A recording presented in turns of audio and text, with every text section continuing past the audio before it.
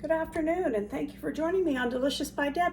I have had several ladies ask me if I do canning, and I do, and would I please do some videos of canning. Well, today I am in the process of canning 20 pounds of chicken tenders. I saved a few to show you how I cut it up.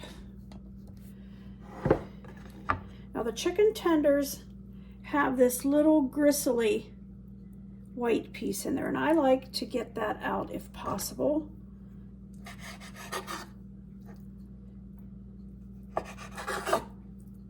And then after I get that out, I just cut it into chunks. You can see there. And I use a pressure canner, so I will show you that in this video. Hopefully you can see. I like to get that off of there. The easiest way to do it is to push it down and then just cut it off. Okay, I wanted to show you, I have two different kinds of pressure canners, and I'm going to be using a pressure canner.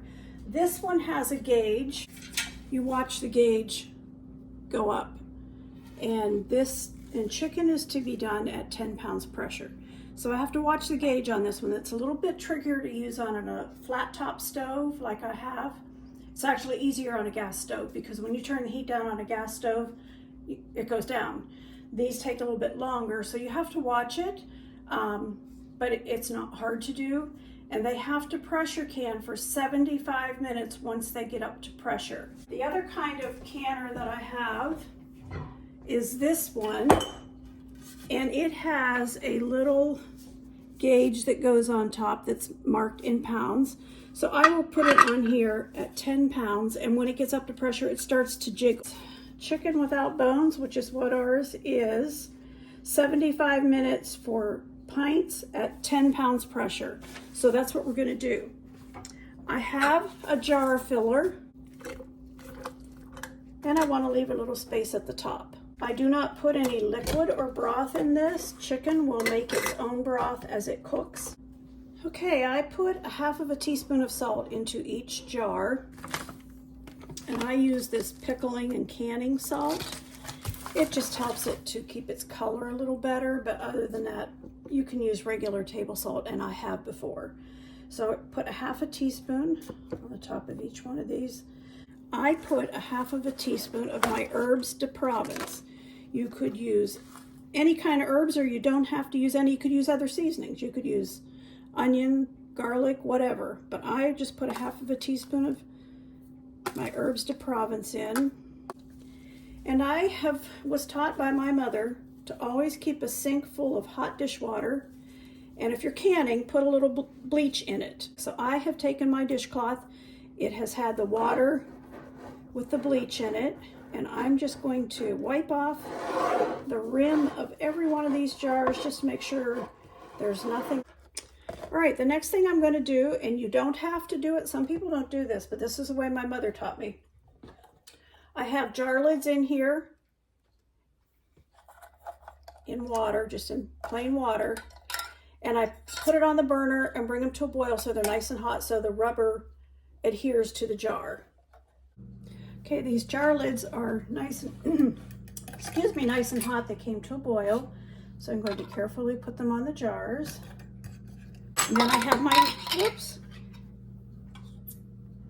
And then I have my rings that I've saved from last year. Actually, many years I've used them. And that's what we're gonna do next. Is put the lids on them.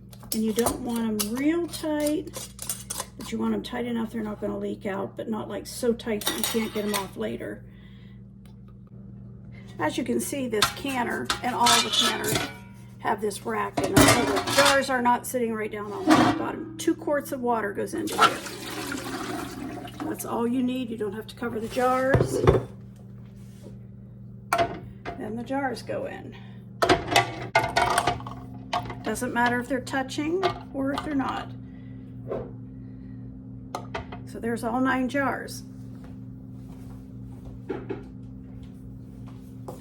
And now the lid goes on this. And you seal it. All right, I'm going to go ahead and turn this on high and keep an eye on the weight thing here and pressure gauge, and make sure that it only goes to 10 and doesn't get out of control here. I washed all of my jars in the dishwasher and on as hot a cycle as I could so that I know they're good and sterilized. But I also, before I did that, I checked each one of them. I run my finger around the top of them to make sure I don't feel any chips at all. No matter how small it is, it will keep the jar from sealing, and you'll wonder why your jars didn't seal, and could be the reason. So I just want to show you that. Okay, so I have both canners on. I just put this one on. I was able to get 7 more pints from that chicken that I had cut up, so I've got 9 in there and 7 here. So I'll keep showing you.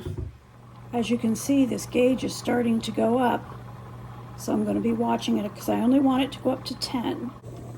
So I've turned the heat down, so I'm keeping that right at 10. I wanted to show you how this one jiggles. That means it's up to 10 pounds pressure.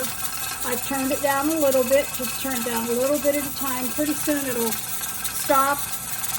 We'll wait a little bit and then it'll do it again. I want it to do about 4 times a minute.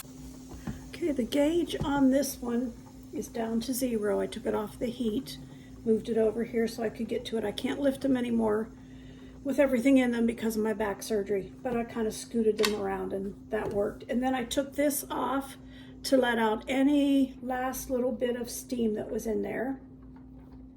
And this button just went down, so that tells me that I can open this one now.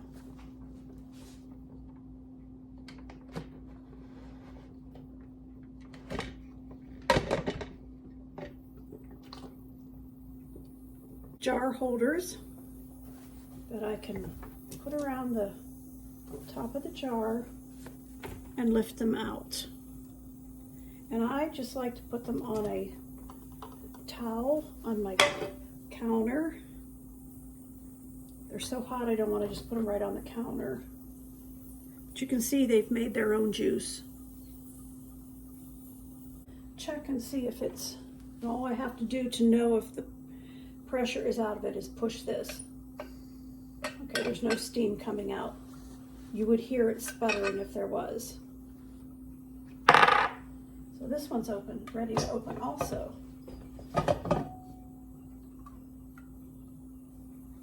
Always open them so that you're not opening them toward your face.